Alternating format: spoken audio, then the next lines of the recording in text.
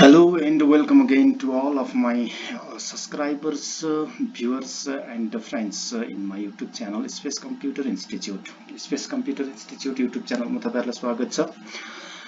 सदा चाहिँ आज पनि म तपाईहरुलाई माइक्रोसफ्ट एक्सेल मा डाटा एनालाइसिस कसरी गर्ने भनेर एउटा अलगै कम्प्युटर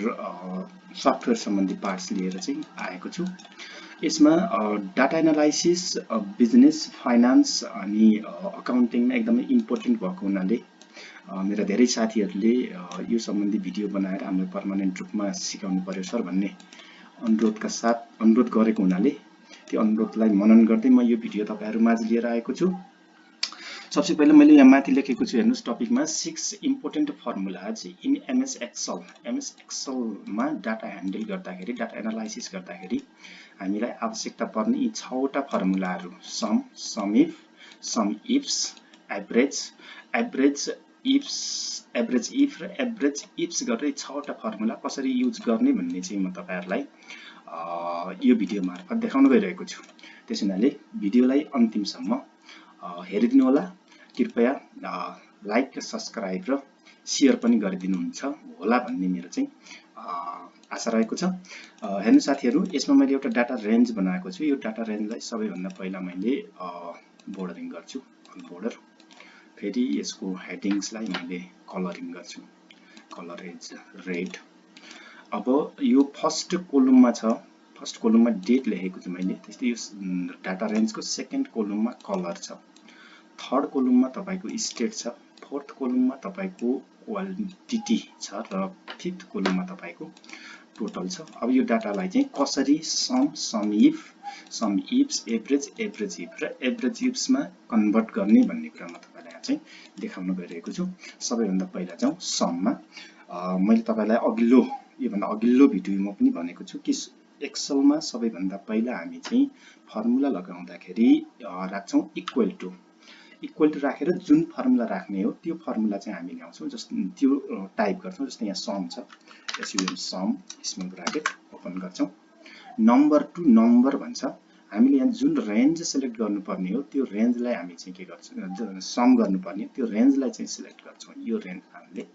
सम गर्नुपर्ने हो, यसलाई सिलेक्ट गरौँ। फेरि ब्राकेट बन्द गरेर यसलाई चाहिँ इन्टर गरौँ। हेर्नुस् साथीहरु, यो रेन्ज जोड्दाखेरि जम्मा कति आउँदो रहेछ भन्दाखेरि 209 आउँदो रहेछ है। अब यसलाई मैले चाहिँ यहाँबाट कमा लगाएँ। कमा लगाउँदा बित्तिकै यहाँ चाहिँ यो दशमलव पछाडी पोइन्ट पछाडी दुईवटा जिरोमा चाहिँ कन्भर्ट हुन्छ र यो हाम्रो चाहिँ रिजल्ट पनि यसरी चाहिँ यहाँ गएर कमा लगाउँदा बित्तिकै यो पनि 00 मा चाहिँ कन्भर्ट हुन्छ। यो त भयो सम गर्ने तरिका। सम गर्ने फर्मुला एकदमै इजी छ। यो फर्मुला बार भन्छ माथिको। फर्मुला बारमा तपाईहरुले equal to sum small bracket opening J4 to J10, यहाँदेखि यहाँसम्म भनेको J4 देखि J10 सम्म भनेको यो जुन मैले सिलेक्टेड गरेको छु त्यो पार्टलाई चाहिँ सम गरेर चाहिँ देखाए। अब यस्तै गरेर हामीले यसमा सम इफ को फर्मुला लगाउनु पर्ने हुन्छ। सम इफ को फर्मुला लगाउँदाखेरि इक्वल टु राख्नुहुन्छ। फेरि सम इफ लेख्नुहुन्छ। तपाईले सम इफ लेख्दा बित्तिकै यहाँनिर हामीलाई देखाएको छ। यसैमा डबल क्लिक गर्दाखेरि अटोमेटिक हामीलाई चाहिँ के देखाउँछ भन्दाखेरि स्मल ब्राकेट ओपनिङ देखाउँछ। त्यसैले यहाँ चाहिँ यो गरिसकेपछि हामी रेन्ज सिलेक्ट गर्छौं। सम रेन्ज भन्छ। सम रेन्जमा अब सम इफमा पहिला रेन्ज अनि चाहिँ क्राइटेरिया र सम रेन्ज भन्छ। रेन्ज भनेको हामीले के चाहिँ कुन क्राइटेरिया भित्र हामीले चाहिँ सम गर्नुपर्ने पहिला त्यो रेन्ज सिलेक्ट गर्छौं। जस्तै मैले स्टेटको सिलेक्ट गर्छु। यहाँ स्टेटलाई सिलेक्ट गरेर यसलाई चाहिँ कमा दिन्छु। फेरि यसलाई डबल इन्भर्टेड कमा लगाउँछु। डबल इन्भर्टेड कमा भित्रमा मैले गण्डकी प्रोभिन्सको मात्रै, गण्डकी स्टेटको मात्रै चाहिँ समेसन गर्ने हो भने मैले डबल इन्भर्टेड कमा लेख्छु GANDAKI गण्डकी डबल इन्भर्टेड कमा बन्द। फेरि यसलाई मैले कमा राख्छु। कमा राखेपछि फेरि यहाँ चाहिँ भन्छ यसले सम रेन्ज भनेको सधैँ चाहिँ हुन्छ हाम्रो डिजिटमा है, डिजिटमा हुने भएको हुनाले डिजिटलाई चाहिँ सिलेक्ट गरेँ मैले। यो डिजिट सिलेक्ट गरेर यसलाई चाहिँ ब्राकेट बन्द गरेर चाहिँ फेरि यसलाई इन्टर गर्छु। हेर्नुस् है, अब गण्डकी प्रोभिन्स मात्रैको समेसन आउँछ तपाईको 35। जस्तै अब हामी नर्मल्ली साइडमा चाहिँ यसको चेक गर्छौं। Equal to Gandaki province, Gandaki digit गण्डकीसँग यसको चाहिँ कति छ भन्दाखेरि 18 छ प्लस फेरि गण्डकी हेर्छौँ अर्को यो पनि गण्डकी रह्यो गण्डकीको यहाँ चाहिँ कति छ 17 छ गरेर इन्टर गर्दाखेरि इक्वल टु सरी मैले फर्मुला गलत राखेँ हामीले चाहिँ राख्नुपर्ने थियो प्लस इन्टर गर्दाखेरि गण्डकी प्रोभिन्सको दुईवटा क्राइटेरिया जोड्दाखेरि चाहिँ कति आयो भन्दाखेरि हाम्रो 35 आयो र यो आन्सर पनि हाम्रो यहाँ चाहिँ सम इफमा चाहिँ 35 आयो र यो सँगसँगै फेरि हामीले डाटा एनालाइसिसमा गर्नुपर्ने हुन्छ सम इफ्स मल्टिपर्पज भन्छ मल्टी क्राइटेरिया सिलेक्ट गरेर हामी चाहिँ सम इफ्स गर्छौँ यसको लागि पनि सबसे पहिला राख्छौँ हामी इक्वल टु फेरि टाइप गर्छौँ सम इफ्स फेरि small bracket opening small bracket opening गरिसकेपछि यो चाहिँ सम इफ्समा यो इफ भनेको सिंगुलर भने इफ्स भनेको प्लुरल हो प्लुरलमा दुई वा दुई भन्दा बढी क्राइटेरिया चाहिँ हामी इन्क्लुड गर्छौँ त्यस हुनाले सम एरिया सिलेक्ट गर्नुपर्ने छ सम एरिया मैले तपाईलाई पहिले भनिसकेको छु यो डिजिटमा हुन्छ यो सिलेक्ट गरेर मैले कमा गरे क्राइटेरिया रेन्ज 1 भन्छ त्यसपछि क्राइटेरिया रेन्ज 1 सिलेक्ट गर्नुस् हामी स्टेटलाई सिलेक्ट गर्दै छौं यसमा स्टेट फेरि कमा लगाउनुस् फेरि क्राइटेरिया 1 भन्छ क्राइटेरिया 1 मा मैले फेरि राखेँ यहाँ गण्डकी है गण्डकी राखेँ डबल इन्भर्टेड कमा भित्र GNDAKI गण्डकी हामीले टाइप गर्दाखेरि बिल्कुलै क्लियर स्पेलिङ टाइप गर्नुपर्ने हुन्छ र कुनै पनि ग्याप जोड्नु हुँदैन एक्सेल फर्मुलामा फेरि क्राइटेरिया रेन्ज 2 भन्छ है क्राइटेरिया रेन्ज 2 मा मैले सिलेक्ट गर्दै छु यो कलरको रेन्जलाई कलर रेन्ज फेरि यहाँ लगाएँ मैले कमा फेरि डबल इन्भर्टेड कमा राख्दछु डबल इन्भर्टेड कमा सँगसँगै क्राइटेरिया 2 भन्दैछ क्राइटेरिया 2 मा यदि गण्डकी र रेड हो भने त्यसको समेसन कति हो त भनेर निकाल्नु पर्ने हामीलाई है यसमा फेरि मैले लेख्दै छु गण्डकी GNDAKI गण्डकी यसरी डबल इन्भर्टेड कमा बन्द गरेर फेरि मैले चाहिँ स्मल ब्राकेट क्लोज गरे क्लोज गरिसकेपछि मैले इन्टर हिट गर्छु इन्टर हिट गर्दाखेरि यहाँनिर हामीलाई चाहिँ देखायो 0 अब 0 किन देखायो त भन्दाखेरि चाहिँ मैले यहाँनिर रङ फर्मुला टाइप गरिरहेको छु अब तपाईले चाहिँ देख्न सक्नुहुन्छ माथि फर्मुला बारमा यहाँ पनि गण्डकी भयो यहाँ पनि गण्डकी भयो जबकि दोस्रो क्राइटेरिया G4 टु G10 भनेको हाम्रो चाहिँ कलरको थियो त्यसैले यो गण्डकीको ठाउँमा मैले टाइप गर्नुपर्ने थियो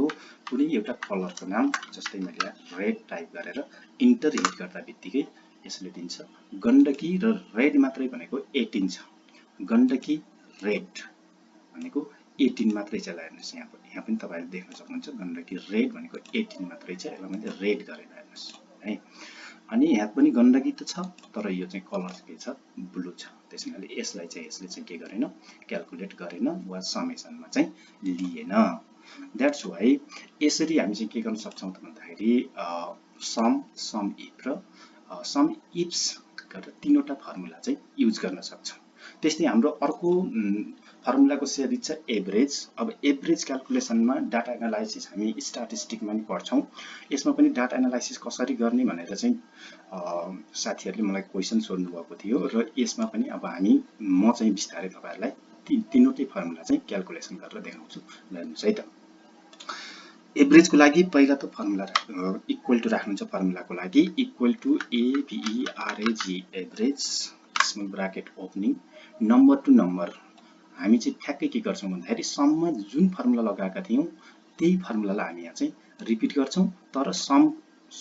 इफ र सम इफ्स को ठाउँमा चाहिँ हामी के गर्छौं एभरेज टाइप गर्छौं है अब हेर्न सकिन्छ यहाँनिर 31.83 आयो हाम्रो यसको टोटल समेसन भनेको चाहिँ 209 आएको थियो र हामीसँग चाहिँ 1 2 3 4 5 6 7 सातवटा भ्यारिएबल थिए चेक गरेर हेरौं साइडमा इक्वल टु दिस यो डिवाइडेड बाइ हामी चाहिँ 7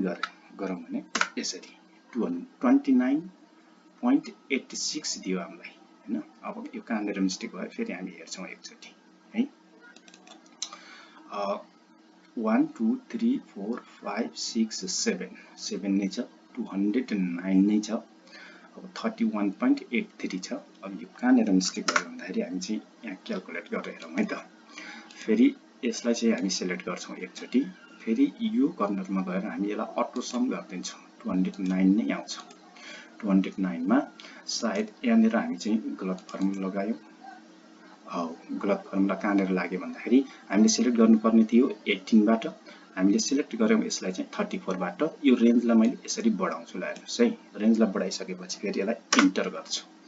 इन्टर गरिसकेपछि अब हाम्रो यो रिजल्ट बराबर आयो जबकि हाम्रो एभरेज भनेको 29.86 नै हो 29.86 नै दियो त्यसैनाले साथीहरु कहिलेकाहीँ सिलेक्सन गर्दाखेरि हामीले चाहिँ के गर्नुपर्ने हुन्छ भन्दाखेरि फर्मुलालाई रिचेक गर्नुपर्ने हुन्छ त्यस्तै हामी चाहिँ जान्छौं एभरेज इफमा फेरि यहाँ जान्छौं equal to ABERAG average if bracket open पहिलो रेन्ज सिलेक्ट गर्छौं हामी रेन्ज भनेको हाम्रो फेरि यो गण्डकी हो है